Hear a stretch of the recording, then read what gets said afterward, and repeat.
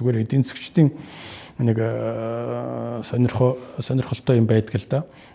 Анекдот шахуу. Тэгээд тэр нь бол юу юм бэ гэхээр бол тодорхой зүйл одоо тохиолдол нэгээд ингээд хүлээлт үүсээд тэгээд хүлээгээд ахтар тэр нь маш их уддаг гэж. Одоо нэг ийм юм болно да. Энэ ер нь ингэхэндээ тэгээд ингэхтэр л нэг тийм хүлээлт үүсэл ингээд хүлээгтэр ёордоо тэр нь болдгоо тэгэл хүлээгээл тэгсэн чинь нэг мэдсэн чинь тэр нь гинт болчихсон. Тэгээ маш хурдан болоод өнгөрдөг. Тэгээ тэр хооронд нь юу ч хийж амждаггүй байхгүй. Юу ч хийж амждаггүй. Тэгээд одоо маш гүнзгий хямралд эдийн засгээс үргэлжчихсэн. Суудаг нэг хэмэнгуйн зохиолд гардаг штэ. Чи ягаад дампуурчихсан бэ гэсэн чинь үгүй тэ мэдхгүй. Олон зүгээр л байсан гэсэн чинь гинт ингээл дампуурчихлаа гэдэгтэй адилхан байхгүй. Өөрөөр хэлэх юм бол бид нар өнөөдөр ингээд харахад бол үгүй зүгээр л байгаа юм шиг болоод байгаа юм шиг.